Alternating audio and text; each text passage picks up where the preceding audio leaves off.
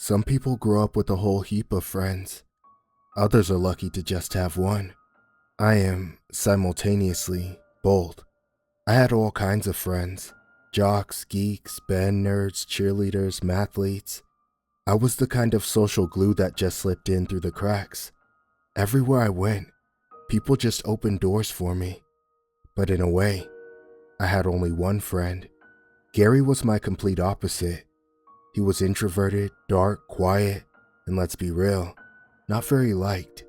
He was the youngest of 5 siblings, all of whom were very popular.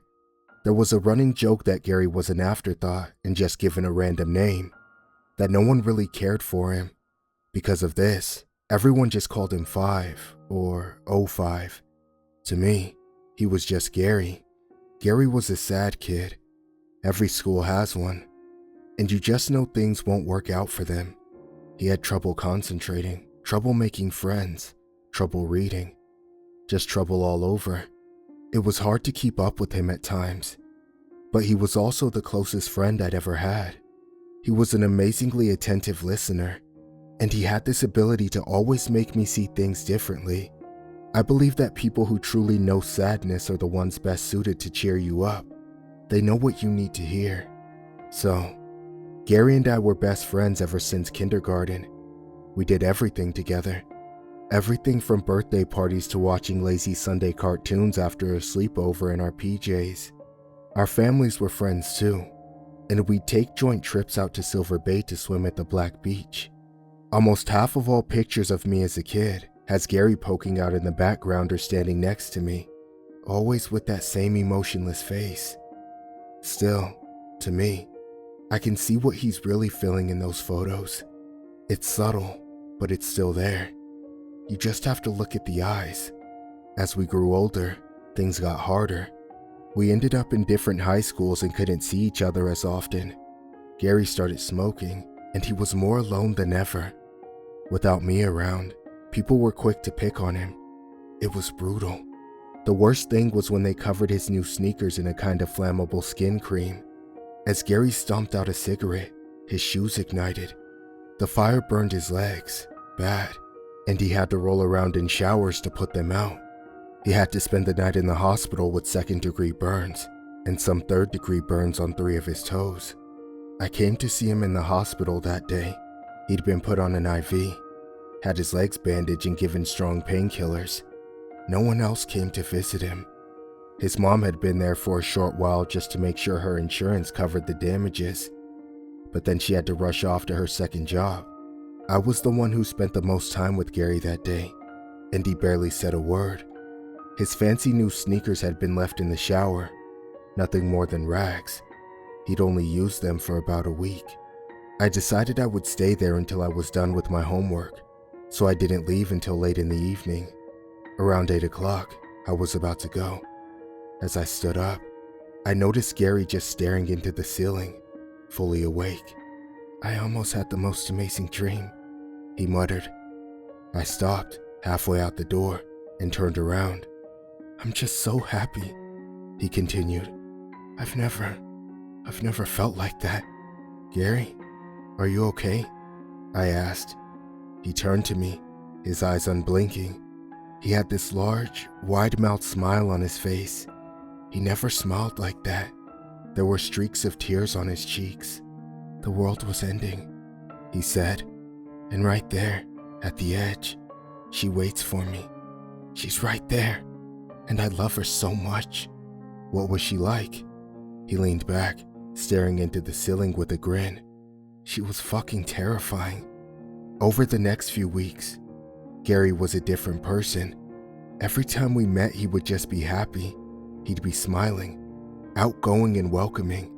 It almost looked fake, like he was wearing an off-brand copy of his own face. He had to spend some time in a wheelchair to put weight off of his feet, but that didn't seem to bother him. He'd spend hours on his laptop, completely consumed by whatever. He started making illustrations. Some were drawings, others were digital photo edits. They all had the same elements: the shadow of a single person standing in front of an enormous full moon. Pieces of debris would be floating in midair.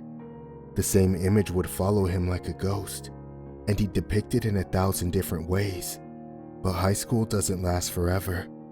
We graduated in the year 2000. At the turn of the century, Gary didn't show up for his own graduation. The last message I got from him was a simple, "Good luck." After that, he cut ties with everyone and moved out of state. According to his family, he'd found some sort of job up in New Hampshire. Some online thing, they said. I think it was on a boat. Norwegian, maybe. I knew I'd missed him, but at least he seemed happy. Over the years, I've thought a lot about Gary. I've wondered about what happened to him that night in the hospital and how it changed his life. My life, however, would go a completely different way. I got married to my high school sweetheart, and we had our first kid in 2005. Our second came in 2008. For years, Gary floated out of my mind. Life has a way of making new priorities for you, whether you like it or not. As the years passed, I got a job as a warehouse manager, and my kids were growing like weeds. Amy, my wife, went through a long bout with leukemia, but we both emerged on the other side stronger than ever. Needless to say, my mysterious childhood friend wasn't the center of my attention anymore. It wasn't until the start of the COVID pandemic that Gary suddenly crashed back into my life, completely by happenstance. My oldest kid, Pat, had this thing where he would surf the web with his buddies to try and find spooky things. They would share links with each other and dare one another to click. One day, they got into an argument, as one of the kids kept sharing links by the same guy. There was no challenge to it, nothing new. Pat showed me, and I was floored. It was a collection of images, poems, short stories, music, all kinds of things. It was all just terrifying. Vivid images of people disintegrating against the background of a full moon. Music that sampled screams and moans of the dead and dying. At first, I thought it was all just fake, but I wasn't entirely sure.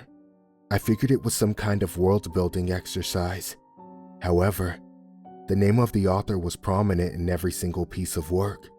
I'd recognize that username anywhere. 05, Gary, and many of the images looked eerily familiar. The collection was called I Love the End of the World.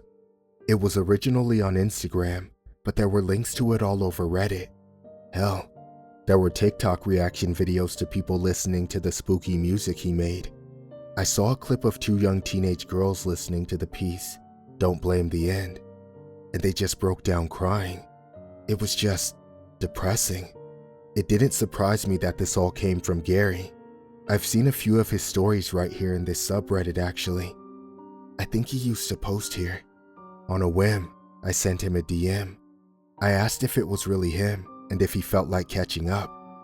About an hour later, he got back to me.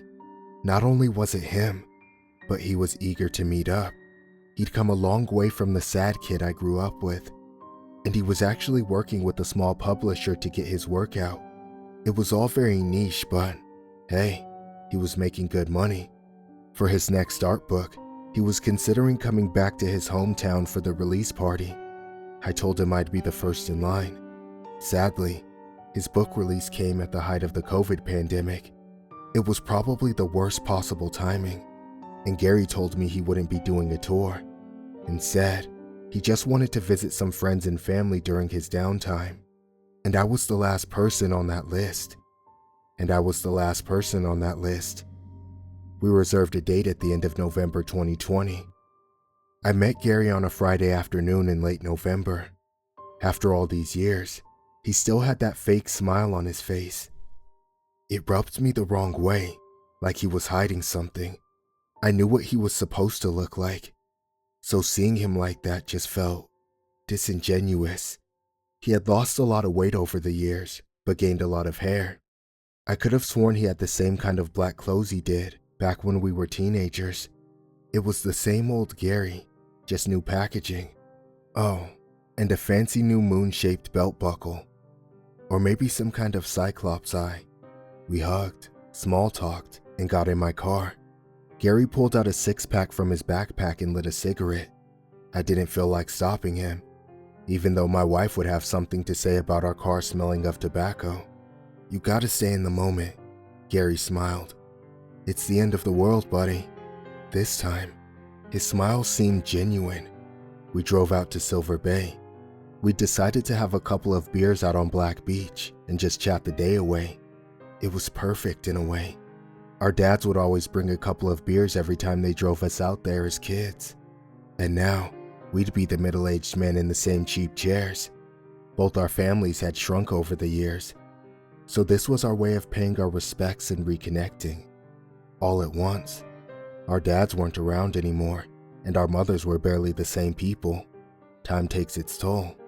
Gary never had kids. He had lovers and girlfriends, but he could never commit to any of them. Instead, he just dug deep into his art, and that made him a pretty penny. Apparently, there are no less than 3 different streaming services who have bought the rights to some of his short stories, and one of his older stories was adapted as a part of a horror anthology. He used a pseudonym though. I'm sure some of you have seen it. Once we got out to Black Beach, Gary pulled out the chairs. In late November, not a lot of people go to the beach, apart from a jogger or two, or someone walking their dog.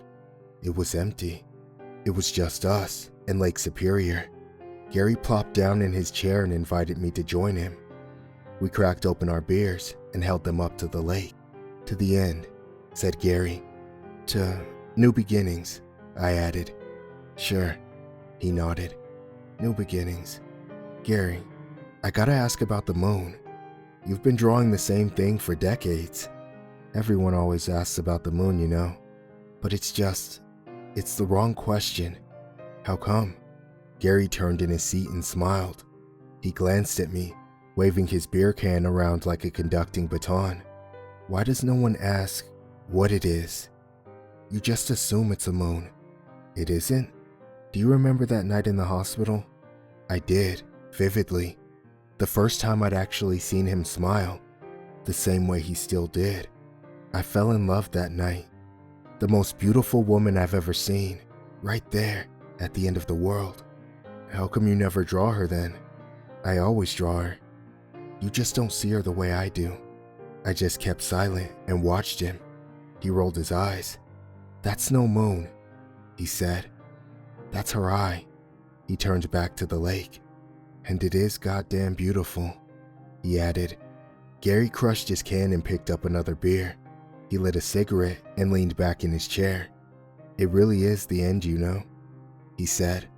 For real? Don't say that, I said, shaking my head. That's creepy. No, she's coming. I asked her to, and when she does, he snapped his fingers. Lights out. Why would you want to end the world, Gary? Love, buddy. Gary smiled. I've never really felt it, but right there, with her, there it is. Just that one last perfect moment of love. That's all we can really hope for, you know? To face the end of the line just feeling complete? Yeah, Gary nodded. Complete. He got up from his chair, leaving his half-full beer can behind in the sand. He walked down to the beach and dipped his feet in the water. Curious, I followed him. I didn't even notice the tide growing taller, going from his feet all the way up to his knees. I've spent all these years just trying to finish my work, Gary said. Now I'm done, so I think it's time to go. You're scaring me, Gary. Look, it's not something bad, right? I just wanted you here. You have to be here. You were there at the start. You gotta be here at the end. Gary, look, you... I stopped mid-sentence. Just inches away from my face, I saw it. A small seashell floating in midair. All around me, tiny pieces of debris rose from the ground. I couldn't breathe. I was trying to inhale, but all my body wanted was to scream. My lungs locked up. I could see Gary's feet lifting from the ground. Nothing but the tip of his toes was even touching the black sand. He held out his hands, just like the silhouette in his old drawings. I'm so glad we got to be here together, Gary said. I've called out for her, and she's coming. What? What are you? I forced air into my lungs, choking on the few grains of sand. I started coughing, my eyes watering. The hair on my arm was standing up. I felt a sudden cold, followed by a searing warmth. I opened my eyes and was met with the brightest of a full moon. Rising out of the dark waters, Gary was right. That was no moon. A single pale eye, more like a luminescent diamond. It was blindingly bright, casting a vague hint of the body attached to it to the darkness behind it. Chunks of sand were falling into the ocean, breaking the surface in thick splotches. It was at least 25 feet tall and still rising out of the sand. I was just seeing the head. Gary was entranced, smiling from ear to ear. Finally, he was happy. I had to do something. It felt like dream logic at the time. I wasn't thinking rationally. A part of my reptile brain was trying to convince me to do something insane. But seeing this thing rise out of the water threw all rationality out to the wind. I couldn't solve this problem with the sane mind. So something in me turned alien. I snatched a broken seashell out of the air. The thing was sharp as a knife. And as I stared into the pale eye, I pushed the shell into my arm. Gary turned his head to me, shocked. "What are you? No, stop it," he yelled. I barely even felt anything. My heart was racing so fast that I was losing all the blood in my hands and feet. I just started cutting. "Stop, please. You gotta see this. You can't." I saw drops of blood floating out of me. Gary's feet dropped back into the sand as he hurried over to me. In a matter of seconds, my manic cutting was making me pass out. The last thing I remember is feeling the sand turn warm with my blood. My logic was insane, but simple. I had to be there at the end. If I wasn't alive by then, it wouldn't work. Gary, crazy as he may be, loves me too much to not have me there. I might be the only thing he cares about, apart from the end itself. So taking me out of the picture, well, that would at least buy us some time. I only have flashes of what happened afterwards. I remember Gary crying and an ambulance, sirens, people asking me to look into a light, a bumpy ride, and a hard hospital bed. The next morning, my family was by my side, and Gary was wanted by the police. They thought he attacked me, and I didn't know how to tell them what really happened. I had plenty of stitches, but my arm would be fine far faster than my eyes were. Staring into that blinding light burned something into my retinas, and I still haven't completely recovered. I haven't seen Gary since then. All I have left of him is this piece of paper he stuck in my pants. "See you at the end, buddy." I haven't been able to explain to anyone what really happened that night, or what I saw. I have this feeling that Gary is going to come back someday. He's not going to give up on the only true love of his life. Next time, I don't think he'll take any chances. He'll keep me alive and he'll make me watch. So, for when that day comes, I've got a gun. It's right here. If push comes to shove, I'll stop this. Him or me. Someone has to go. I love the guy, but what he showed me is beyond my wildest nightmares. That was the end. The actual end. I was literally staring it in the face, and I lived. I know Gary checks these subreddits, and I wanted to tell the real story behind his work. So for those fans of his that are still out there, just step away for a while. There are things other than horror out there. Enjoy it all. There will be plenty of horrors. In the end,